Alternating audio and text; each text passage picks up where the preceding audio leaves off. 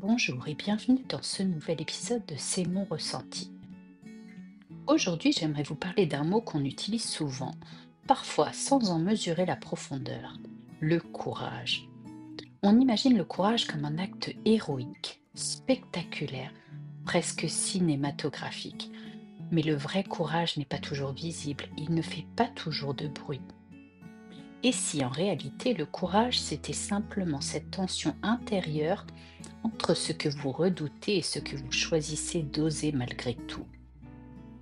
Il y a une citation d'Aristote qui m'accompagne depuis longtemps.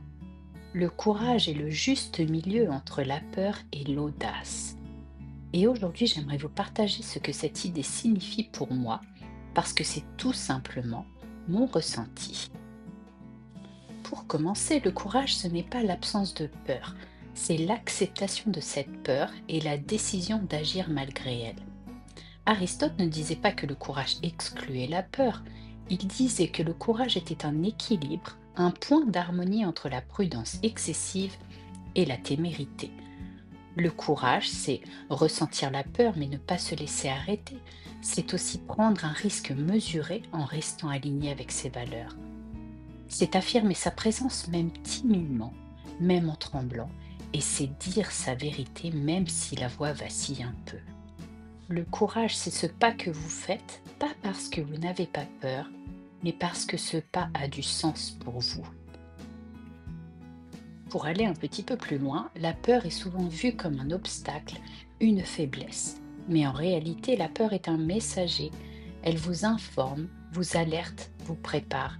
Elle n'est pas là pour vous paralyser. Elle est là pour vous interroger. Est-ce si important? Est-ce juste? Est-ce aligné avec qui je suis? Le problème, ce n'est pas d'avoir peur, c'est de laisser la peur prendre le volant de votre vie. Vous pouvez l'écouter, oui, mais sans lui céder la direction. Le vrai courage, c'est ça, ressentir pleinement la peur et faire un pas quand même. Un petit pas, une parole, une décision. Parce que cette direction vous appelle, parce que vous sentez que c'est votre chemin. Et enfin, le courage n'est pas un événement exceptionnel, c'est un choix quotidien, une posture intérieure. Chaque jour, vous êtes courageux quand vous dites non avec respect, que vous exprimez un besoin sincère, que vous acceptez un changement sans tout comprendre, que vous posez une limite, même discrètement, ou simplement quand vous restez fidèle à vous-même, même dans le doute. Le courage, ce n'est pas d'avoir toutes les réponses, c'est avancer malgré les zones d'ombre. C'est faire confiance à ce que vous ressentez profondément. Passons à la pratique avec le geste courageux du jour. Prenez un moment, respirez, fermez les yeux si vous le souhaitez et posez-vous cette question.